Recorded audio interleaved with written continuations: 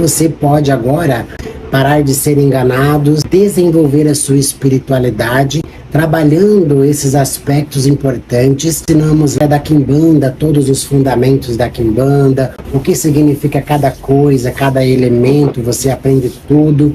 Existe já 4 níveis de cursos de Quimbanda, desde o iniciante até o mais avançado, para as pessoas que já têm um pouco mais de experiência, ou até mesmo você pode começar estudando um e ir galgando para os próximos. É possível que você trate a sua entidade na sua casa, é possível que você trate os seus guias na sua casa, para você aprender a fazer as suas firmezas. É importante que você estude, porque cada vez os terreiros estão mais cheios e lotados e não tem como dar atenção para todo mundo. O grande número de pessoas acaba virando festa e bagunça, e praticamente as pessoas que fazem leituras, cursos fora, são pessoas que realmente se destacam nos terreiros físicos. Caso contrário, a pessoa fica lá só penando e nada. Então praticamente ela não tem uma devida atenção. Hoje é possível que você faça esses cursos. E é isso, um axé e até a próxima.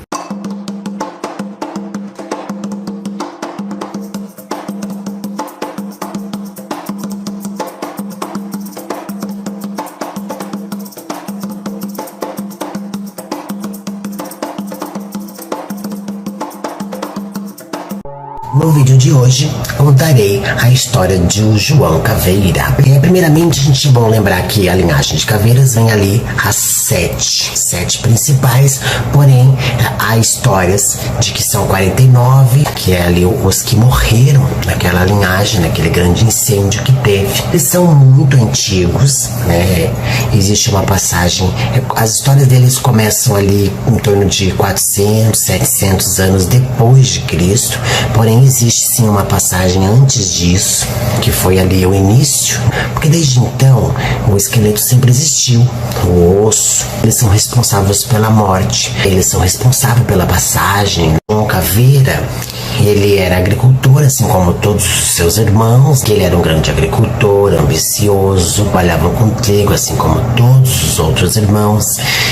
Para agradar seu pai, que havia morrido, ele se apaixonou por uma mulher muito bonita, muito aparente, mas de grande porte financeiro, e naquela época todos os casamentos eram arranjados, era a união de fortunas, de riqueza, então ele tinha que ter muito dinheiro para conseguir pedir a mão daquela moça em casamento. E por amor ele fez isso, ele trabalhou muito, ele comprou terras, enfim, ele ficou dono ali de praticamente 50% de toda aquela cidade. Então ele teve muitos imóveis, muitas terras, ganhou muito dinheiro. E quando o irmão dele cresceu o olho sobre ele, que seria o José Caveira, cresceu o olho sobre ele, pegou e roubou ele, saqueou ele. E naquilo, o irmão ficou muito chateado, perdeu a mão da sua amada.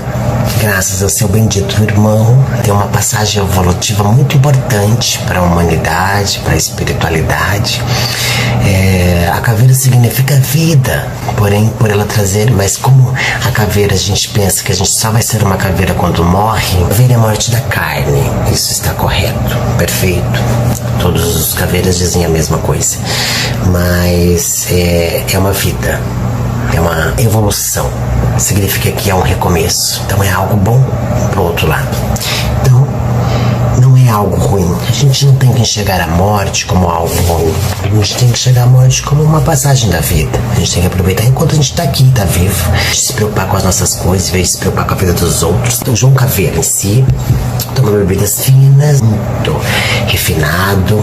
É interessante, como eles trabalhavam com trigo, então o trigo seco é interessante para você fazer oferendas com isso, para te trazer prosperidade. Dar sacrifício, a caveira, significa prosperidade e saúde. Interessante para quem quer esse caminho, tá? Eles fumam charutos, inclusive as pombogiras também, como as caveiras femininas. Lembre sempre de quando você tratar o seu caveira e você sempre agradecer por todos. Uma desordem na família inteira a ponto de tudo pegar fogo. O trigo, ele se torna como se fosse um papel seco, uma palha seca, quando tende a pegar fogo pela região quente também. Então, por exemplo, hoje, se você jogasse uma bituca no milharal seco, pegaria fogo. Geralmente os João Caveiras, eles são mais fechados, né? Aí ele viveu naquela época dos anos 500. Eu acho que isso é uma metáfora, né? No caso, o João ficou com esse karma. Enfim, né? Fez um negativo ali que gerou toda uma confusão, um conflito. Eles não quiseram sair de lá, eles tentaram apagar o fogo. Mas eles eram cercados de milharal. Por isso que é muito comum os caveiras trabalharem com pentagrama.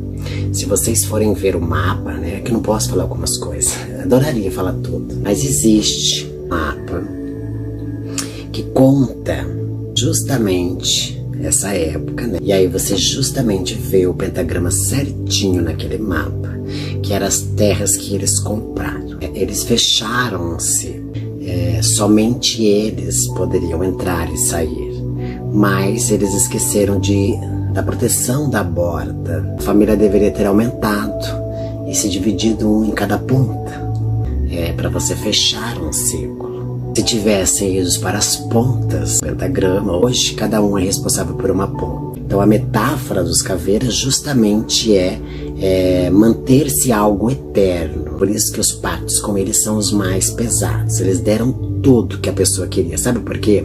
Porque como eles passaram por esse momento da vaidade, da riqueza, da soberba, da dinastia, eu tenho, você não tem, então nós somos mais poderosos, nós nunca vamos morrer porque todos dependem da gente. Veja, condenou-se um império todo, mas eles queimaram tudo, inclusive eles vivos, porque eles não quiseram sair de lá de dentro, então eles pegaram fogo. Se você está no centro de uma fogueira, óbvio que você vai se queimar. Na quimbanda, tô esperando você iniciar aqui, hein? Você estudar aqui. Tem que estudar comigo, falar comigo. Se quiser, eu te dou um caminho para você entrar agora de duas formas. Ou você entra como dizimista por no mínimo 17 meses, ou você entra como o parcelamento que eu fiz para outros filhos também, que é 12 vezes de 259. Aí você ganha a proteção da casa e todos os estudos. Aí é por um ano, você fica pagando esse valor sem poder sair. Um compromisso. Se fechar acordo comigo, você começa a estudar amanhã já.